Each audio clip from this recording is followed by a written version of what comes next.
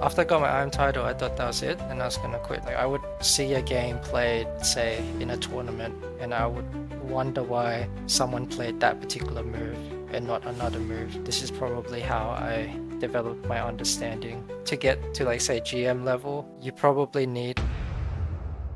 Hey, today I have a special guest on the channel who's going to talk about his chess journey, chess improvement tips, advice for aspiring players, and more. We have Australian chess grandmaster Moulthun. At 19, he became an international master, and at 24, a grandmaster, something that no Japanese player has achieved to date. He currently works as a chess coach and also has a popular YouTube channel, Moulthun. Moulthun, thanks so much for joining today. Yeah, thanks so much for having me, Junta. Thanks. Let's start with your earlier steps in chess. You were born in Cambodia and moved to Australia with your family when you were little. How did you first get into chess? Yeah, so I think with my chess, it's been a bit of an accident the whole way through my career. I mean, the way I started was also partly an accident. I think I started when I was 11 years old, a bit late for most people. I remember starting in school one day when they were needing a replacement on the chess team because one of the players was sick, and yeah, I agreed to play to get the day off school. And I thought that was the end of it, but apparently I got my first rating after that tournament. I think it was like 1200.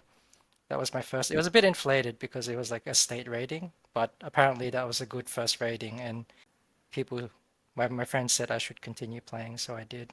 So with chess, well, so at the start it was quite casual then, or like were you playing other games, or was chess? Did it feel like something special, or was it more of a hobby at the start?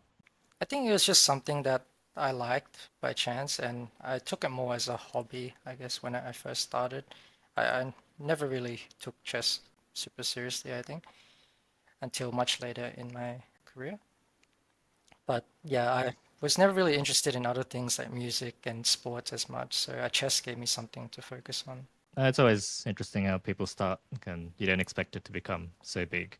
Yeah, and starting at 11 is quite late, especially for someone who becomes a GM. Because a couple of years after that, I think when you're 13, you became the Australian junior champion. So it was only like maybe 2, 3 years since you started chess that you became the best player under 18 in Australia. So how did you improve so quickly to that level? Did you study a lot, or was it more, do you think, playing a lot of tournaments? Well, if I was to be honest, like between the ages of 11 and 13, as you know, we played a lot online and maybe too much. I mean, the number of hours I clocked up online was just insane. I think the last time I checked, it was like over 20,000, Oh, wow. something Yeah. else. I mean, over a couple years, not, I mean, past the age of 13 as well, but um, yeah, quite a lot. And I think it's mainly playing as much tournaments as I possibly could. I was just eager to play a lot and analyze my games and play more. And online, I was just playing ridiculous amounts.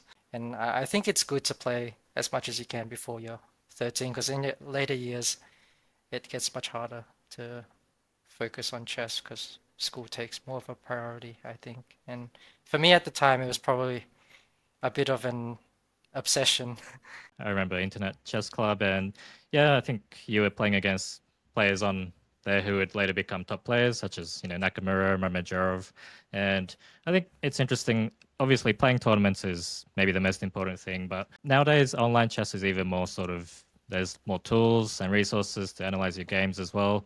Like, how do you think people who want to get better over the board should divide playing in tournaments over the board versus training online? What kind of balance should people have, or is it different between each person?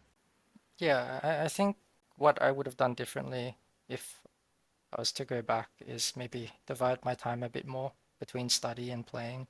There was definitely like a much heavier focus back then on playing rather than study. I did study, but I would say it was more like 90-10 or maybe even 80-20. So yeah, heavily focus on playing, and that's how I sort of developed most of my knowledge through trial and error, which is actually not a good way to do things because it actually takes quite a long time to improve, or you just have to play a lot, which is what I did. But yeah, I would say there's a clear distinction as well between like trying to improve over the board and trying to improve online, because as I found out like later on, like after the age of 13, that just being strong online doesn't necessarily make you a good classical player. Firstly, I guess it's the skills between classical and, say, blitz online. Yeah, how exactly is it different, the skills that matter in classical versus blitz? And a lot of people like training online from playing, blitz, sometimes bullet. But do you think people do that a bit too much versus training things that are geared more towards classical? Yeah, I would say the things I picked up on from playing a lot of blitz when I was younger would be confidence, a really sharp tactical vision, because the core skills in blitz, I would say, would probably be tactics, speed, and probably people with a more attacking style do better usually.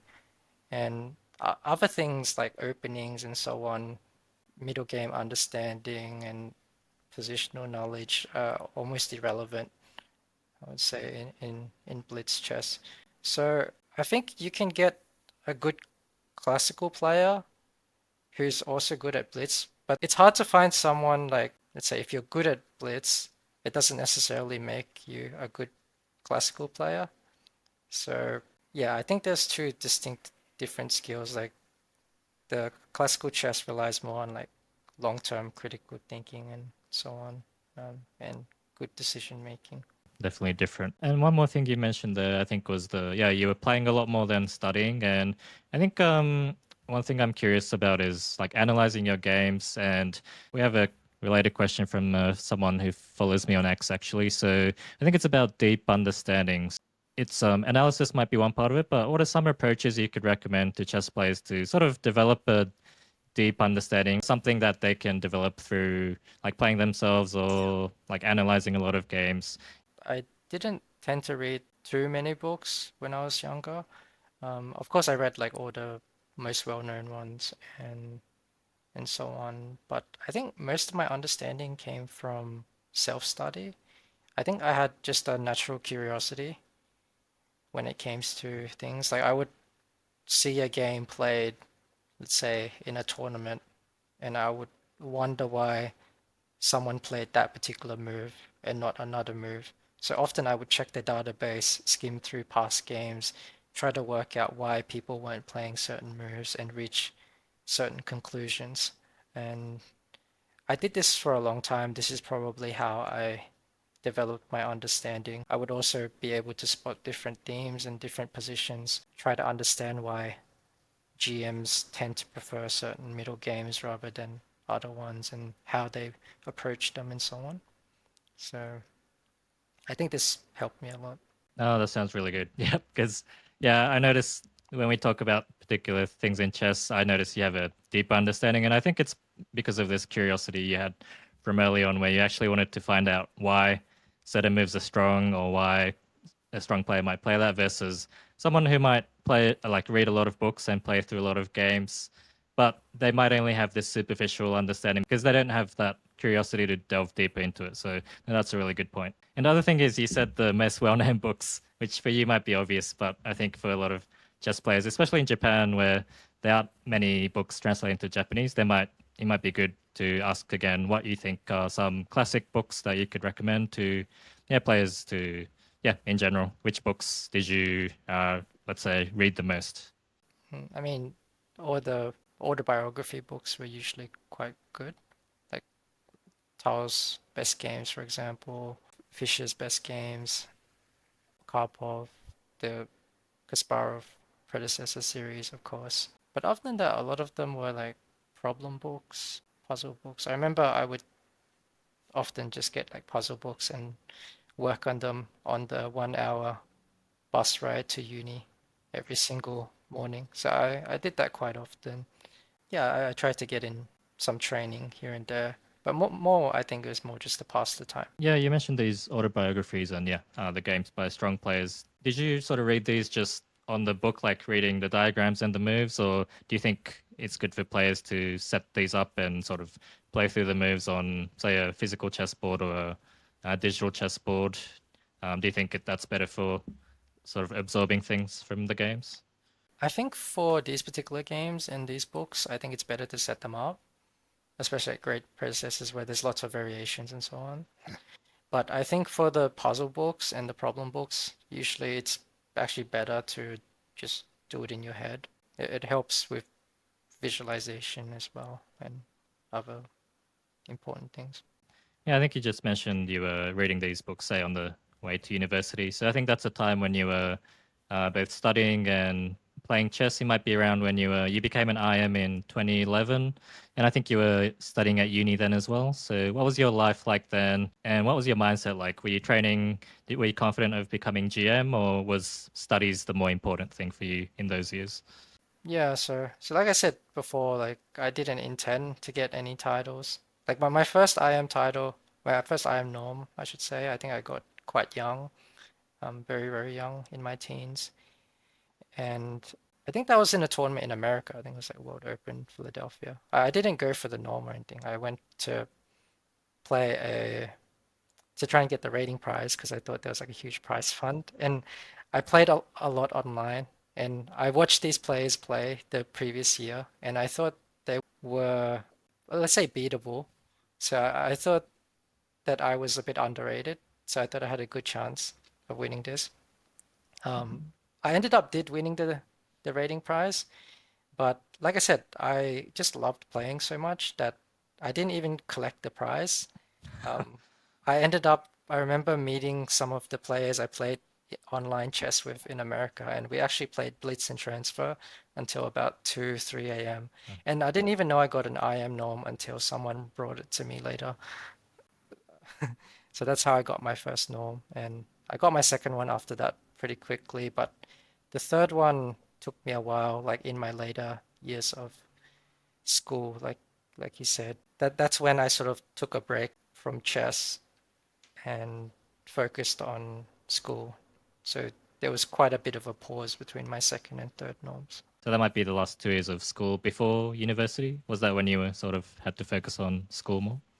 Yeah, I mean, I think I was still playing, but I definitely wasn't putting any work in or anything like that. I was just playing for the sake of playing. I find it hard to focus on more than one thing at a time. So I tend to just focus on one thing and try to do it really well and then move on to something else. And that's the way I've always been. So I think it's just me. Some people can do multiple things at a time, but I find that if I do that, I just split my efforts too much and I don't reach like achieve the results I want. So as you said, it took a few more years to get your last norm. And when you became an IM, were you still not really thinking of GM? You said you weren't thinking of titles. Or once you got IM, were you thinking, when maybe I'll play more overseas and go for GM? Or was it still, you didn't really have a plan? It was more random. No, so after I got my IM title, I thought that was it, and I was gonna quit. Actually, I mean, quit playing. Seriously, I mean, I still play chess because I love chess, but GM never really crossed my mind until, as you know, we played a tournament together. I think it was Sydney International, where In I got 2014. yeah, where I got my first GM norm. I think from memory, I think you also got your IM, might have been your last norm or your title also from that tournament, because I remember you also did very well. And after I got that norm, it's just my personality. Like I don't like leaving things unfinished, which meant I also had to get my next two, unfortunately. So Oh, that's a bit of a surprise. You weren't really thinking of GM once you became IM, and it was only after you got the GM norm. So once you got the GM norm, did you start thinking of what you needed to become the GM in terms of playing strength and having to play overseas? And did you have a clear idea of what you needed to improve to get from IM to GM in those years? yeah, so I think it wasn't until I got my first norm that I seriously started thinking about how I should be training, what I was lacking, and so on. And like I put myself into full gear mode trying to get the last two. I think that's where I developed my like positional understanding and just my overall understanding. I'm not sure. It's like something clicked between the stage of IM to GM, which I didn't have before that. There was like this understanding which just clicked. I'm not sure how to, to explain it. Maybe it's just all the games I looked through and all the things I analyzed over the years finally came together and it started to make sense. Maybe because my positional understanding also developed to a certain level. before then, my playing style was definitely a lot more aggressive, and it started to peter out as I got older. No, playing style's an interesting thing, especially I think one of the things you've mentioned before is that you sort of want to play in your older style, the aggressive style, but you found sometimes that your positional sort of style can work better. And going towards GM, do you think it was that positional style sort of tended to work better or suit your chess better, or was it more like your chess before just playing aggressively wasn't quite working against the stronger players like GMs, do you think? Yeah, I think that was probably more the issue because my aggressive style was excellent in getting me to, say, 2100 extremely quickly. But then once I got to, let's say, 2200, I started playing FMs, IMs, GMs. Then it becomes a lot more difficult to do it consistently, I would say, because then it feels like you're trying to force things when sometimes the position doesn't require it. So then I had to sort of adjust, especially against the GMs, because it feels like you're playing against a brick wall sometimes if you go too stubborn and only want to attack and nothing else. Then yeah, it can be very difficult. But yeah, once you're able to adjust and have a bit more of a well-rounded approach where you can just say, hey, I'll just play whatever the position gives me, then things started to work a lot better. I think this is something a lot of chess players, the ones watching this, might wonder about too. Like, firstly, how do they know what style suits them and whether they should, let's say it's a tactical player who's really good at attacking, should they work on just getting really good at attacking, keep doing that, or should they, let's say they're weak in positional play, should they work on the weaknesses? I think this is a topic that any chess player from beginner to master can relate to. It's like, should you work on your strengths or weaknesses, and how do you know which one you should work on at a given period?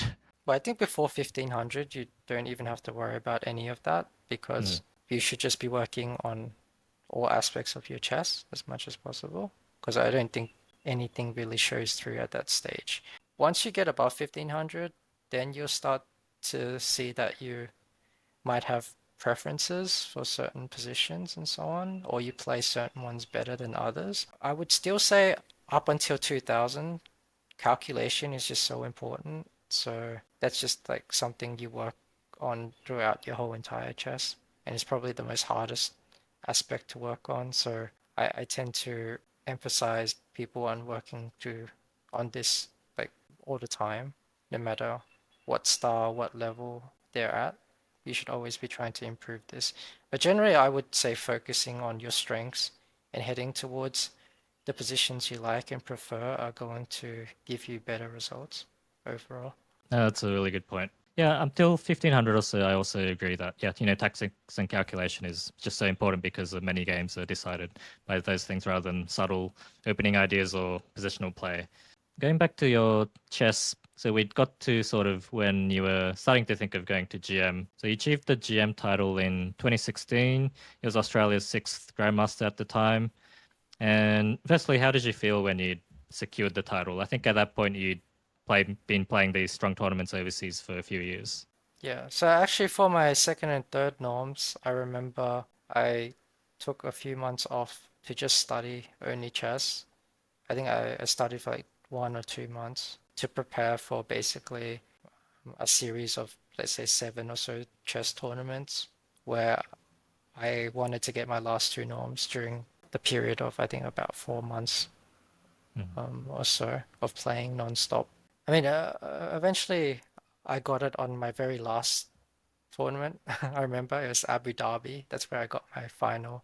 It was the last tournament before I was going to come back to Australia. So I was very lucky, but I was very relieved at the same time when I got it. So it was like, okay, I was very relieved to have finally got there. And I was just remember being like just very, very happy that, I mean, looking back at all the time I spent, I know I enjoyed all the time I spent, but it's good to know that I accomplished something at the end of it as well.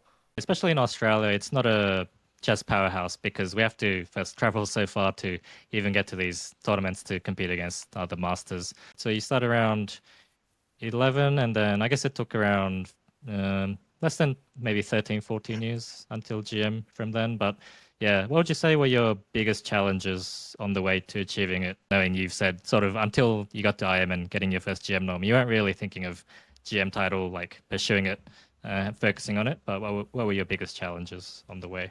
I would say, I think similar to every chess player, in that there are multiple moments throughout my chess where I felt like giving up.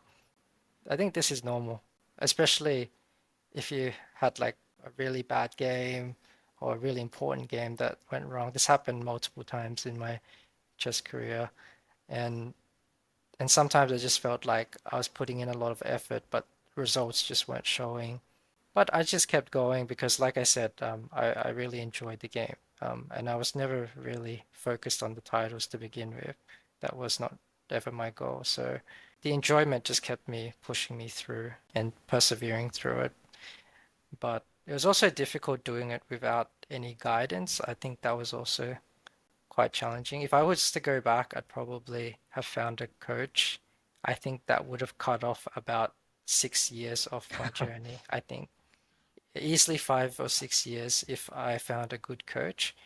And thinking back of like how much I would have spent on just going to the tournaments would more than easily have equated. I would have been much more worth it getting coaching because then I feel like I would have learned so much more. For example, I wasted so many years of my life playing openings, which I never use today or have absolutely no relevance to me reaching my goals. Maybe they helped me become a better coach because I know a lot more, but as a player, I don't think it helped me. And it just took longer on my journey. Coaches can really help you. I feel like in Japan, coaching isn't too popular. Like, not many people are actually getting private coaching. But what do you think are the benefits someone can get out of coaching? Because you've said it would have accelerated your chess journey. How exactly does it help you when you have a coach who can really guide you in the right direction? I think even if you don't have a coach, I think the main thing is just to have like, yeah, but if you don't have a coach, it's hard for someone to tell you like where you should be heading as well, unless you have extremely good self-awareness and then you can sort of plan ahead. But for example, I wasted so many years learning the King's Gambits and learning all these like non-relevant. I think I learned the French for about 2 years, and I never played it after that. I think learned the Dragon for 1 year, didn't play it after that. Stuff like this. If I spent that 1 year on the King's Gambit on, let's say, the Spanish, I would be so much better of a player right now. But yeah, I think it's more just getting advice than if you don't have a coach, maybe find someone like who has done what you want to do and then ask them what you should be doing and try to get some guidance or advice from them. That's what I would have probably done differently. I remember you sort of had sessions with a German GM who was in Queensland, Schmaltz, maybe when you were younger. What ages was that? And I remember you saying he was mostly just playing blitz or something. But did that help you back then? And so you also never really had a coach all the way from in your IM GM or going towards GM years. So it was all self study. Yeah, so like I had like some classes here and there during like big tournaments and so on, or like if we had like a team coach or something, but I never really had like a regular coach.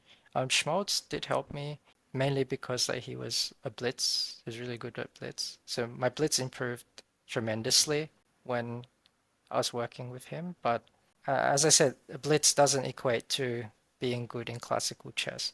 And later on, when he moved away from Brisbane, I found that yeah, my classical chess was still not really improving.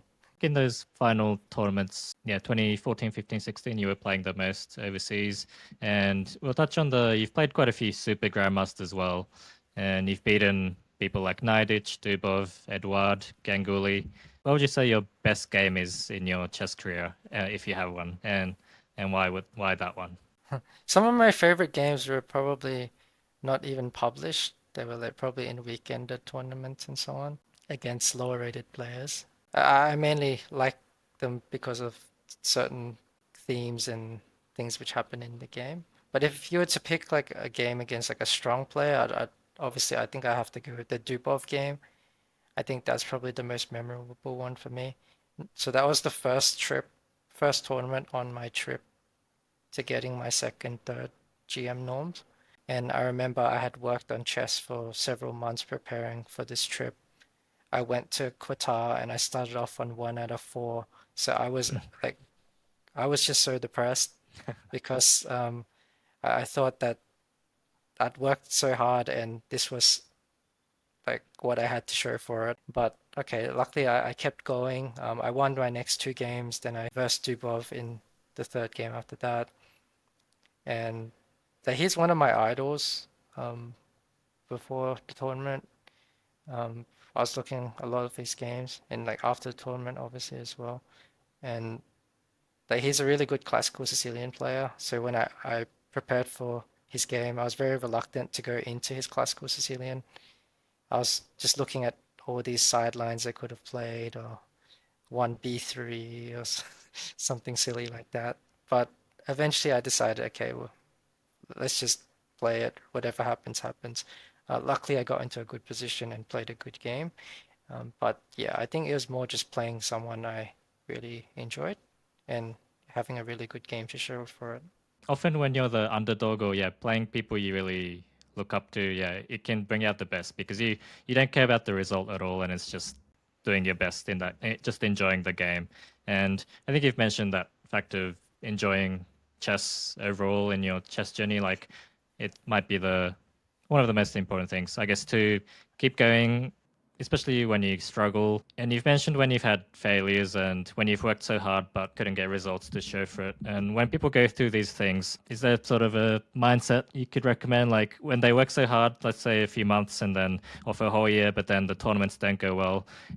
How do you keep yourself motivated in such situations? Is it just about the joy of playing chess and doing something you enjoy that you should come back to? Yeah, so like in that tournament, like I said, I was struggling with this in like round 4, and uh, I came to a realization that I mean I've put in all the effort that I could. Looking back at the games, I played my absolute best. It just didn't go my way, and I thought, okay, the results will come. The results will come. I'll just keep going at it. It's just a matter of when, and yeah, just keep enjoying the playing and not too fixated on the results. Just know that it will come. And the Dubov game, I think it definitely showed because it was definitely not a positional game. It was more like glimpses of like my younger self, like the more tactical. And it's probably how I want to play my chess. Everyone wants to play chess like that. So that really like sparked some motivation for me to keep going. Yeah, since we're on the topic of these tournaments where you're going for GM, a lot of the viewers watching this are going to be those in Japan, and Japan doesn't have any GMs. It has a few IMs now, but for those who want to aim towards masters, especially in countries where chess isn't so big, what's some advice you can give? Should it just be that they play lots of tournaments or big tournaments? Yeah, how should they approach such if they have big goals in chess?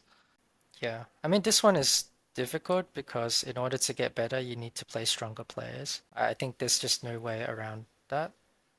And I think you can use the internet as best you can because nowadays they have like a lot of tournaments like Title Tuesdays, and I know it's blitz tournaments, but you still get exposure to like players you probably wouldn't normally play. And then, okay, you can put in the work and maybe like set up some training games, more serious training games with like strong players if you can find some during the time.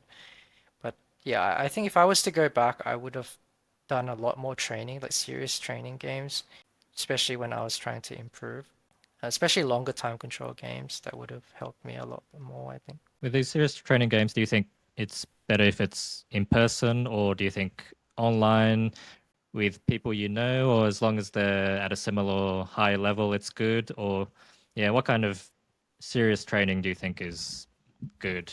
Yeah, I think if you can find someone to seriously train with or a strong player who's willing to play you, then it might be good to set it up on a board and play on an actual board because I find that looking at a 3D board can be different from looking at a screen, especially for like a long classical game. It feels a little bit different.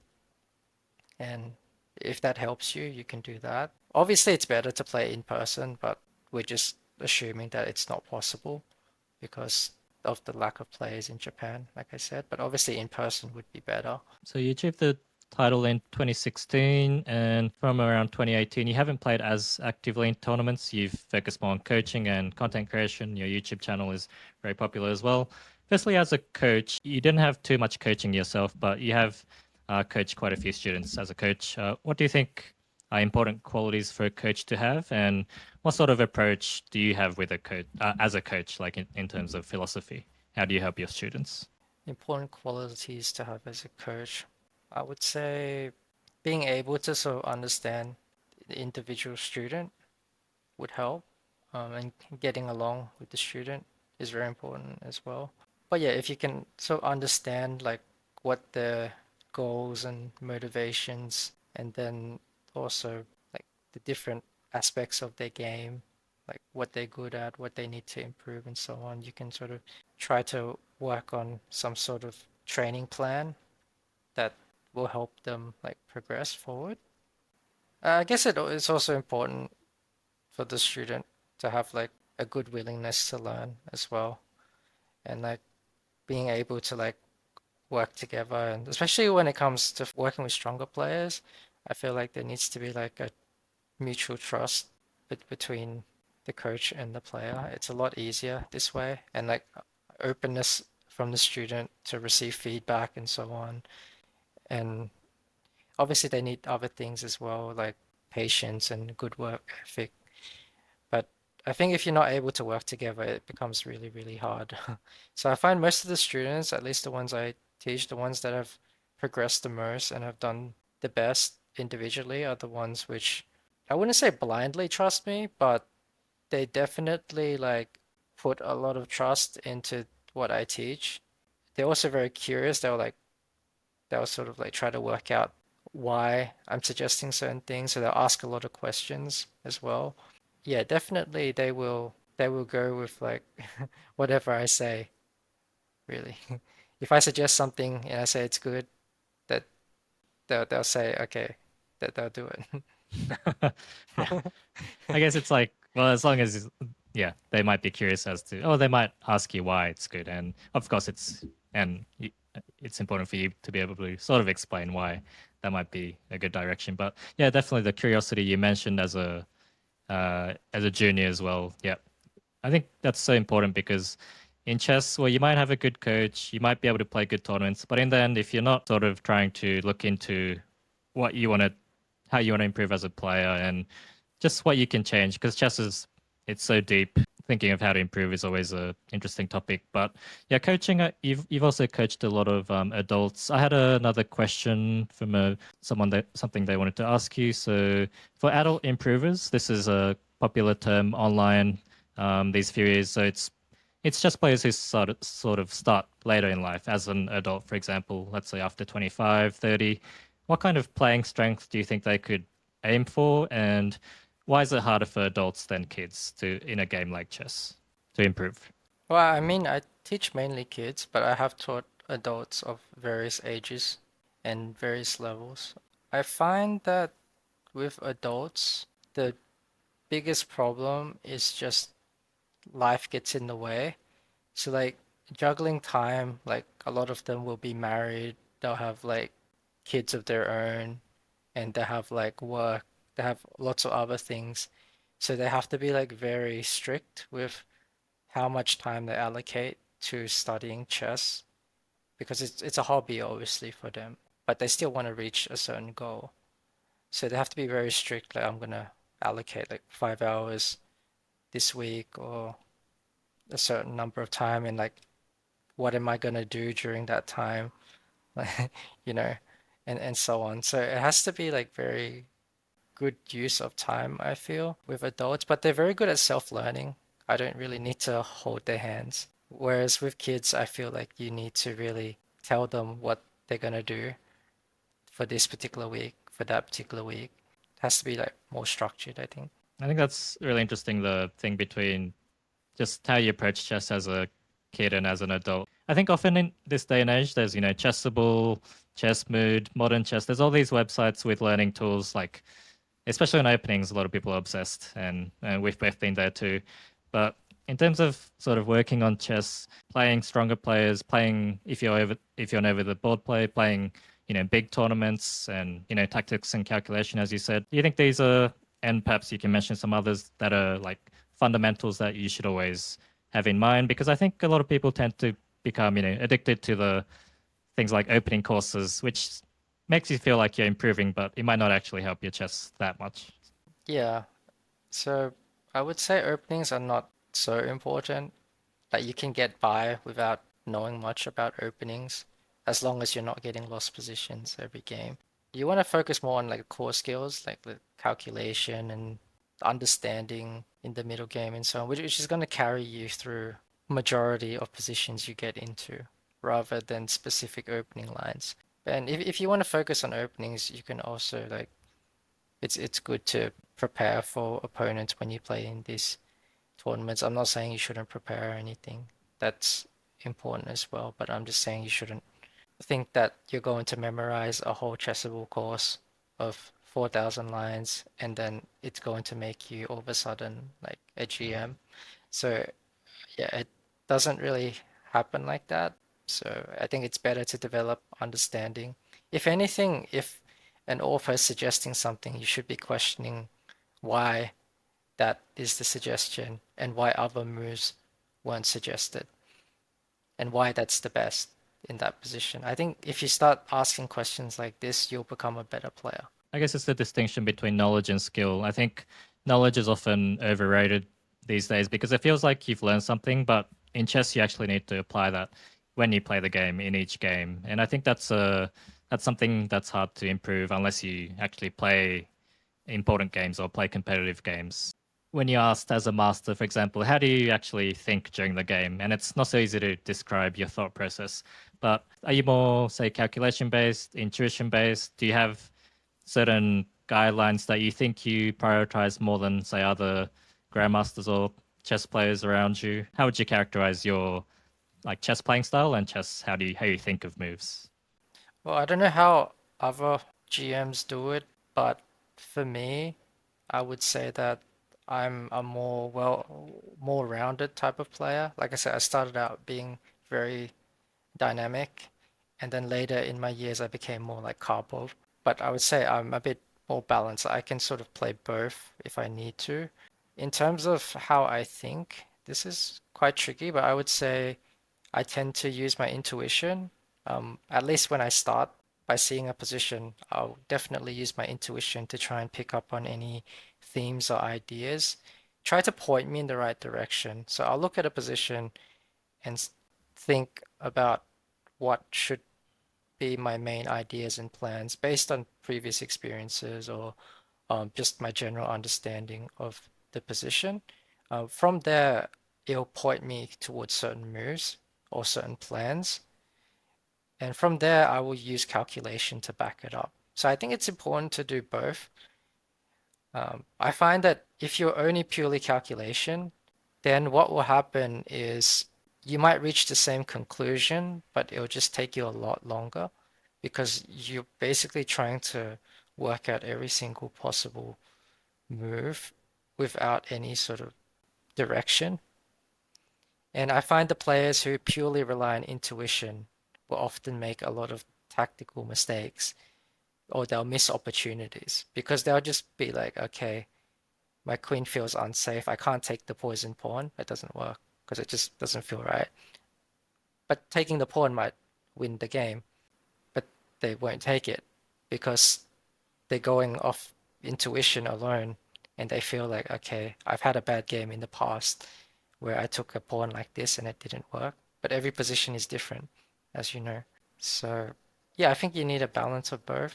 That made me think of, I guess one of the things I wanted to ask you is, for example, the difference between, say, club player and then, let's say, about 1500 and then player who might be around 2000. And then from 2000 upwards to, let's say, FMIM and then GM, what are the sort of differences do you think that manifest in these sort of playing strength differences? I'm also interested in is what's the difference between, say, IM and GM on average? Okay, so let's say 1500 to 2000, I would say is purely tactics, calculation. Like 2000s, they just calculate better. They just have they do it faster and they have less unforced errors and so on. I think players below 1500 will still make a lot of unforced errors and a lot of mistakes and so on.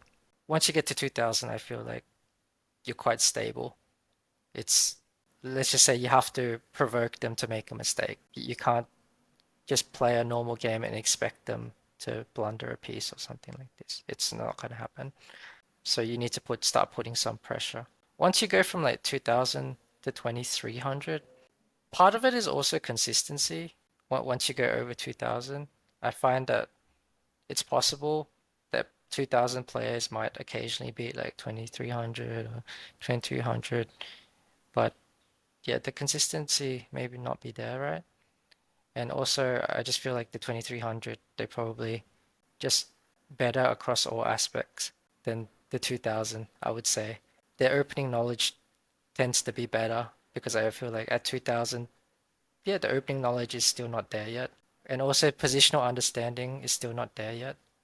I feel for 2000s, at least for the typical 2000s, are usually quite strong calculating wise, but maybe lacking in other aspects. So yeah, once you get to 2300, I feel like you become more rounded of a player. And as you know, since you're an IM, so like you get to FM to IM, I think it's more of the same thing, right? But just like improving the aspects more, right? But I feel like going from 0 to IM, at least for me, was a lot easier than going from IM to GM. So I feel like going from IM to GM was insanely hard. Like just the amount of work I had to put in to just take that extra like 100 points. It Yeah. felt a lot more difficult for Hmm. me because it felt like the step up from IM to GM, it felt so much wider for me because I felt like they had like just better understanding than me. Positionally, they were better than me. They could calculate more than me. Their openings were better than me, and so on. So I just felt like I had to improve every aspect of my game in order to progress further. Yep. No, I definitely feel that because yeah, I've been, I guess you could say, stuck around 2400 for 10 years. So yeah, I think people tend to see, the 100 points. It gets harder each time, but I also agree that IM to GM is much harder than say, yeah, anything before that. And you said you had to work, much harder for that level, but we touched on a little before when we were talking about those years you were working towards GM. But what kind of training did you, if you can detail some of the things, because you had to basically improve every part of your game, but how do you actually do that with training? Because IM is obviously a high level already in terms of all these different aspects, but how exactly do you train at that level to try and get even better at each thing? Yeah, so everyone like works on each aspect of the game differently, apart from let's say the core ones. So calculation stuff, obviously, I train. At that level, I started to train more with time pressure as well, because I felt like the differences between, let's say, IM and GM, or even GM to stronger GMs, is sometimes they calculate just as well as each other, but maybe one calculates a lot better under pressure than another one. And that can be all the difference in games. So I started calculating and putting myself under time pressure as well for certain problems as well when I was doing that. And I remember I was analyzing games a lot more deeply than I did before. So the way I learn openings is I don't follow any like strict course or anything like that. I like to look at it, of course, just to see like what players are going to play against me or what I can expect, or if I want to expand on it. But then I might go back and look at lines myself and then decide whether I like it or not, because I think it's important that you need to like what you play and understand it well. So I tend to look at a lot of model games and STEM games. So for each particular line, I think to get to like say GM level, I would say you probably need like at least 5 games in each particular line. So if you can have like 5 games in each particular line, that will make you like understand the line a lot better, especially if you analyze it very, very deeply.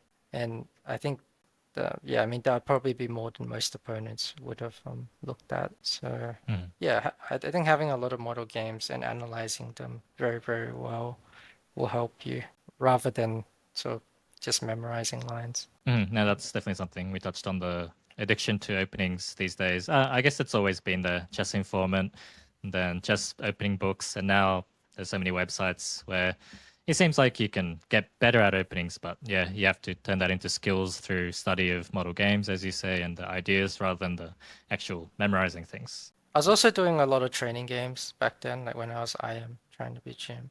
I think I had some training partners who were around the same level, who I would ask for training games to test out like certain lines, or I would just find some strong players online who were willing to. I did basically everything I mentioned earlier, just like on a much more serious level.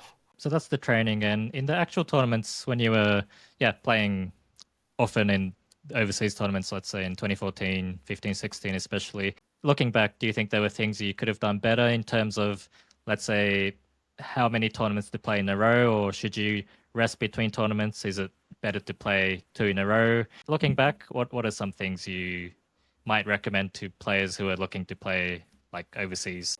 I mean, obviously it's not worth it if you go just for one tournament, right? Because it's quite expensive. Going from, let's say, Australia, so often we try to play multiple tournaments in a row if we can. But then if you play, I find that if you play more than 2 tournaments, it's like probably too much. Even one tournament is already tiring if you don't have a break in between. But okay, 1 or 2, you probably need like a decent break before you think about playing a third one. You also need to give yourself some time in between tournaments to analyze and look through your games. So I would say at most 1 or 2 at a time was what I usually did, and then I would give myself a break, and then I would analyze those games and then try to play more tournaments after that. Let's touch on now. We mentioned your sort of player and coaching, and now might touch on the content creation a little bit. So you have a YouTube channel that you've put out a lot of videos over a few years. When did you start thinking of sort of creating content, as they say these days, making chess videos? Yeah, the making videos thing was also an accident. I mean, I made videos really to keep content for my students, so it would be easier to coach them. The issue was like once I started, then I got more interest from people, and they started messaging me asking for various videos on all sorts of content. So then I started making that as well for them.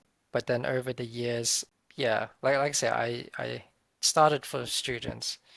But then over the years, I felt like I was becoming more like a content creator, which wasn't really my aim actually so much. I mean, I thought about it, but I don't think it was like one of my goals. So I've like paused it for a bit for now anyway. I haven't posted for a long time. Wanted to work on other things in my life. But yeah, I might go back to content creating in the future. It interests me again, and I can think of ways to like better, more engaging content.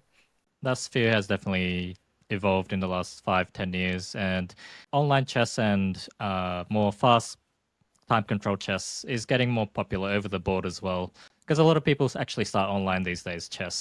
So how should the chess world balance these two things? Keep maintaining classical chess and popularizing chess online. Do you think it's going in a good direction? I think at the moment it's fine.